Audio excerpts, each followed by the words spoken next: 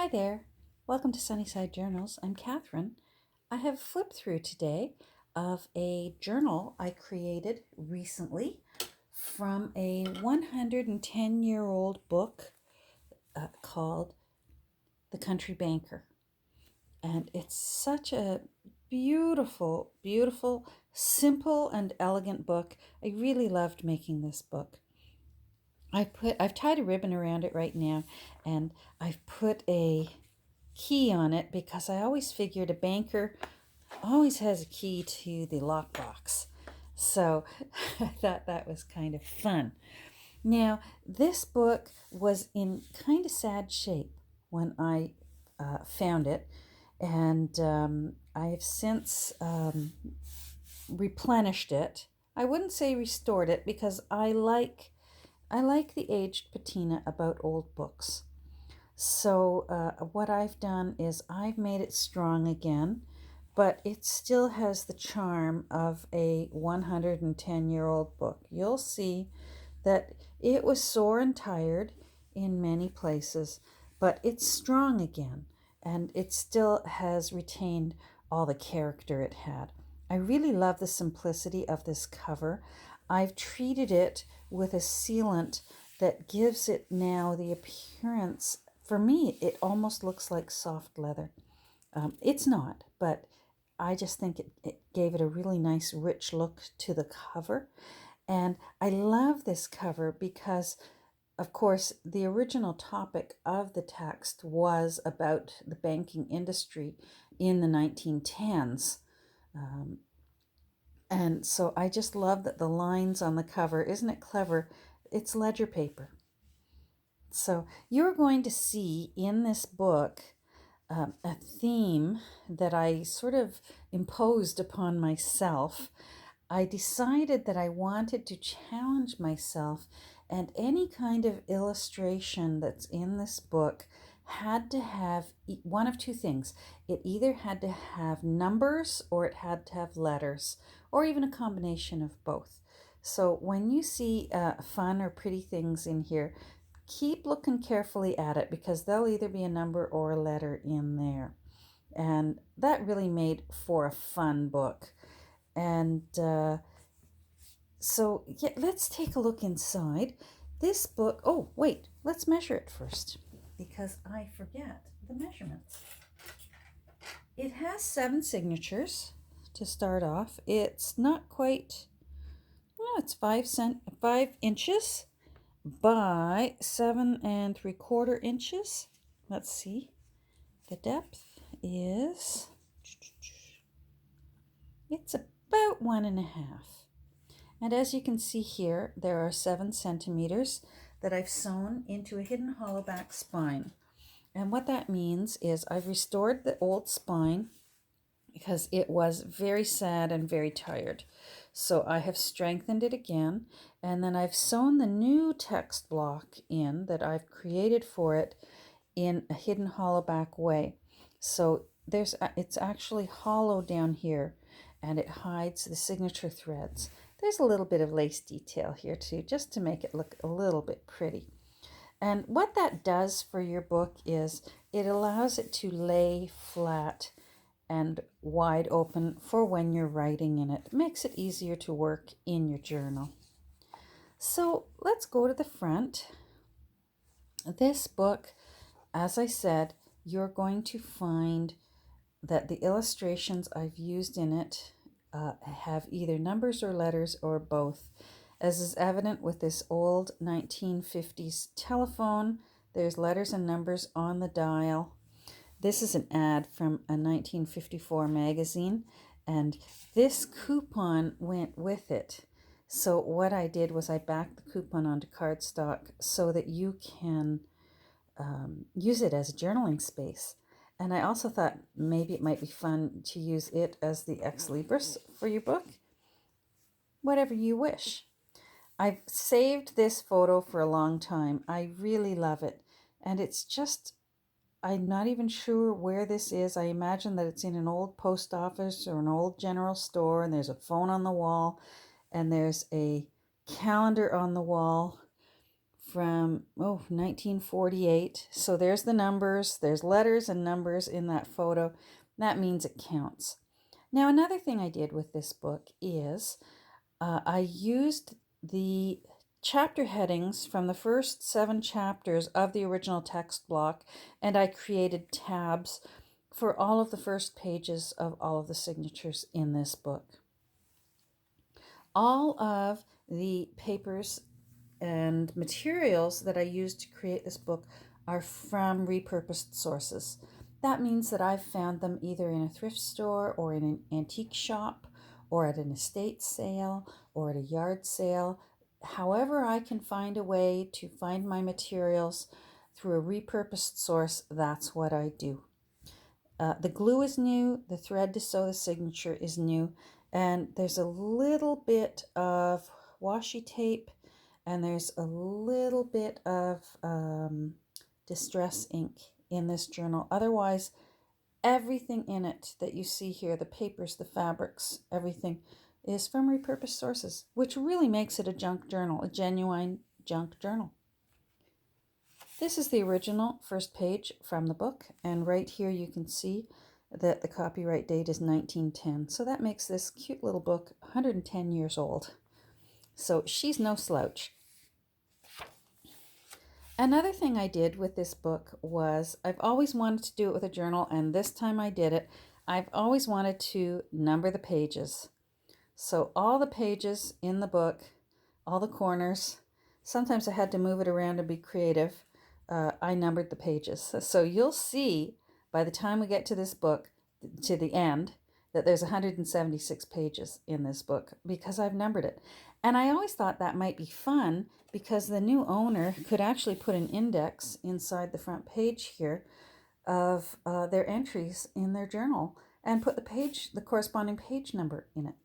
I just thought that would be fun. So that's why you're going to see red numbers in the corners. I've done that on purpose. And I will do it again, but it did take a long time. Believe it or not, it took me a few hours just to number all the pages.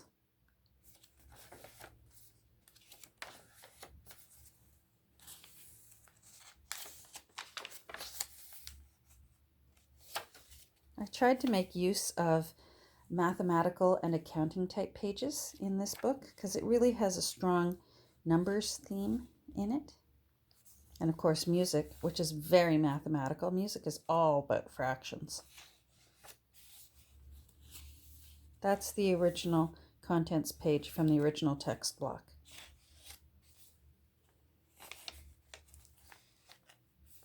There's a little pocket here with some tags in it, and again, you'll note that they have numbers on them.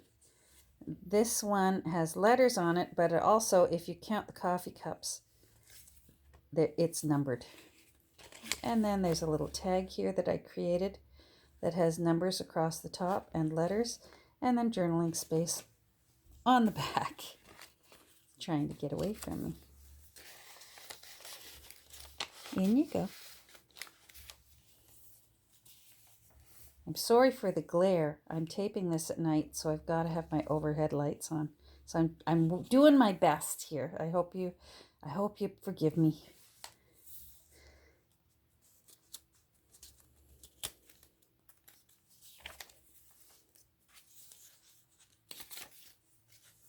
There's a little tip out here. Gives you more room for collaging or painting.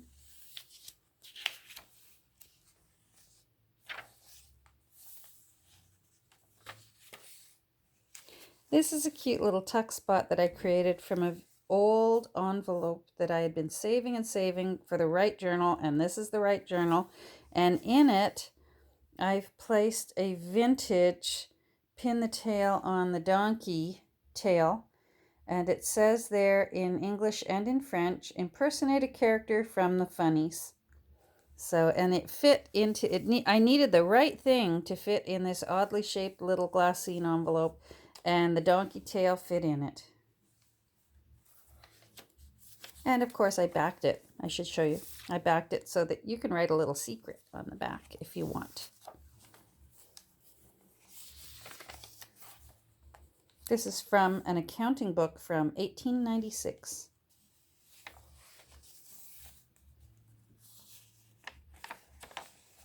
You'll see here one of the dates here says 1889. A little tuck spot from an advertisement for Eve Tree and Evelyn, Crabtree and Evelyn. And then there's some Monopoly cards and a card from the box, from a book that I have on matchboxes that I backed so that you can write on the back and you can journal on the back of these vintage Monopoly cards. It's a page from an old Sears Roebuck catalog.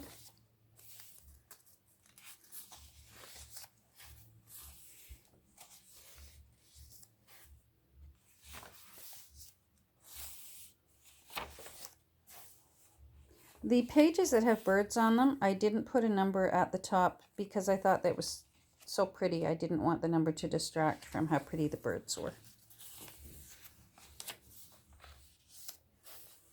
I just love these numbers.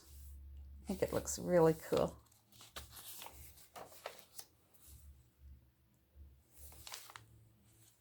Here's a tuck spot that I created from an old bridge score pad backing. And I put a few things in there for journaling on. I made a tag from the original front page of the book. And then there's a few score sheets from other vintage bridge score pads. And I like it because, of course, there's numbers and there's letters on it.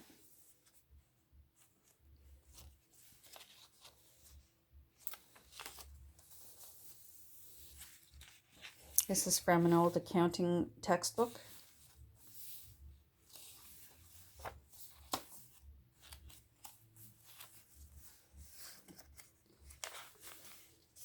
Here is an airmail envelope that I sewed into the center of this signature. I put stamps on it because they have numbers on the stamps, so that qualified them. And then if you look inside, for the time being, I've put in some blank receipts. Again, it sort of goes with the math, accounting kind of theme that's in here. But this kind of book can become anything you want it to become. The number theme is so subtle that once you start, perhaps you want to put flowers and butterflies and fairies in it, it will absolutely make the coolest journal you've ever seen, I think. I love how you can tell what page you're up to just by looking to the corner of the page. We're on page 89 now. Now, although it says 29 there, it's actually page 91.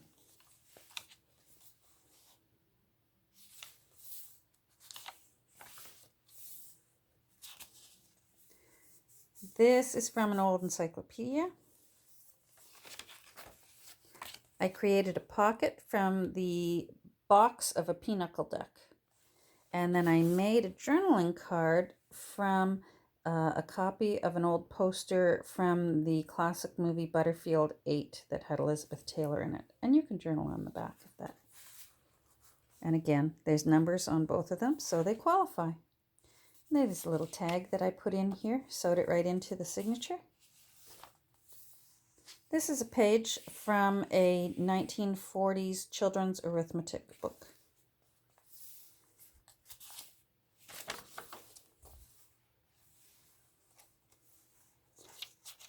I love how all these variety of pages are staggered and really gives a pleasing look to the eye. I created a little pocket here from a vintage seam binding label, and I tucked a little tag into it, and it's blank. You can make that whatever you wish. But of course it counted because it has letters on it and it also has numbers on it. Isn't it amazing the variety that you can get from illustrations and labels that have letters and numbers on them? I was so happy with how this turned out. This was really a lot of fun to make. I love this little collage that I created here.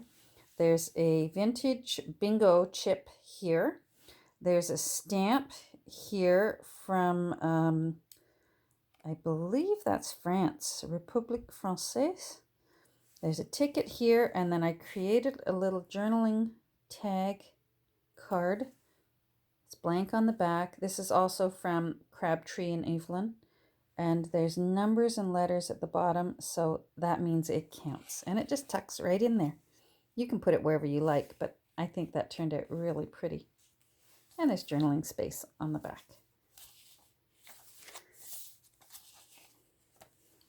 There's a little sewing here. I sewed on a vintage Crazy Eights card, and then I've tucked into it a vintage bingo card and a vintage card that was out of a flashcards deck. I created it into a journaling space using ledger paper, but I loved this one because it was the index card for the deck and it had the children on it. And then I used a tag from dry cleaning on the top. So they all have letters and numbers. So they all qualify.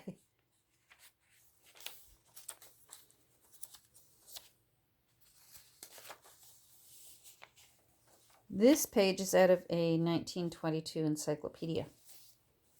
As you can see, all my pages come from old, vintage, and antique sources. This is a page out of a book of maps of the City of London. Ledger paper.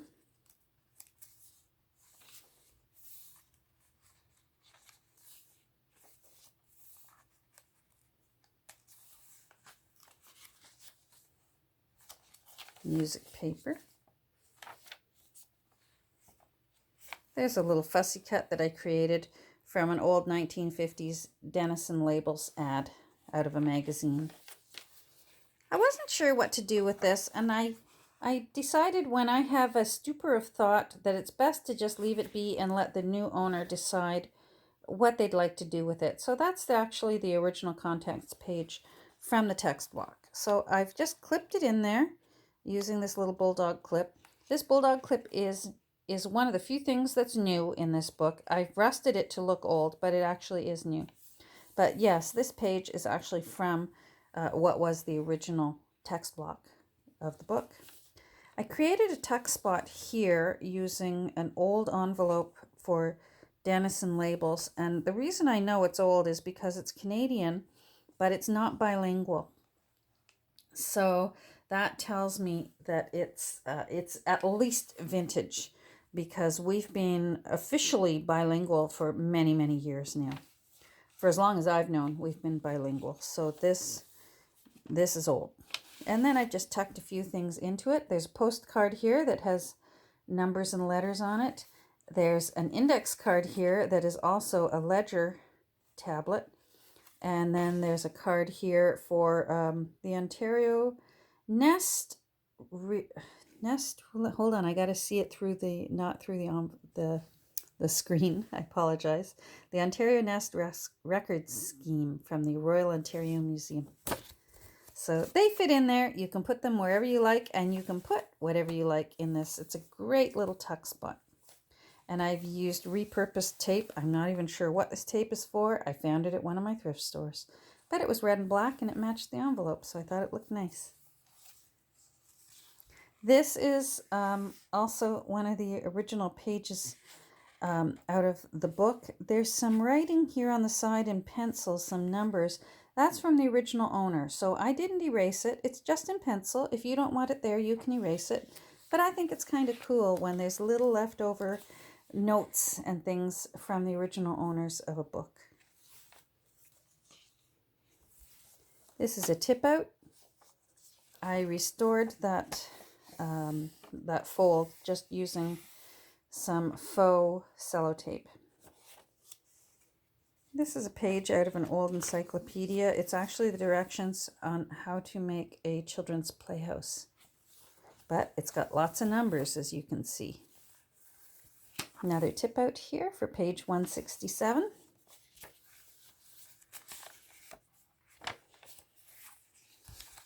There's more pencil marks from the original owner. Again, a soft eraser will remove that if you want. Page 173 has a little face clock on it, which has numbers, so it counts. And then page 176 is our final 6. I cut another ad out of that 1954 magazine, But I also love this little label that says that it is guaranteed by the Good Housekeeping Company. And I love that. I created a pocket on the back page here. So if I remove these, you'll see here's the ledger paper that I used as an end paper. I've also put a coupon label up here that also would make a great ex libris for you to put your name and maybe the dates that you wrote in this journal.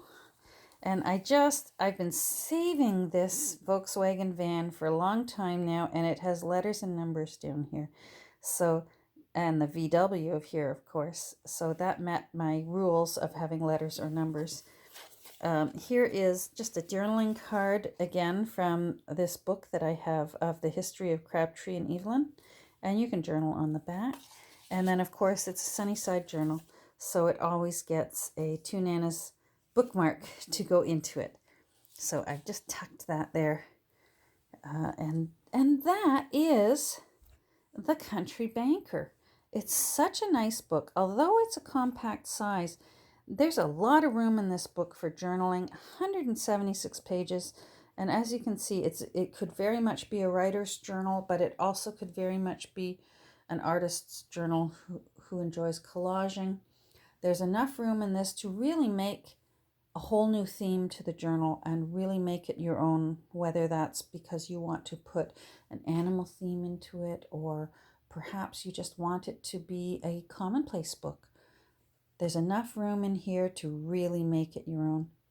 Thank you for watching. I hope you enjoyed this flip through. I will be listing this in my Etsy shop soon. Not yet, not at the time of taping this, but it will be listed soon. If you're interested, I would suggest that you keep an eye on my Instagram account, because I usually will announce when I will, what day and time I will be listing things for sale in my Etsy shop. So most likely you would get about a 1 hour or 2 hour head start if you're subscribed to my Instagram channel. So thanks for watching. I hope you enjoyed it, and I hope you have a great rest of your day. Thanks. Bye.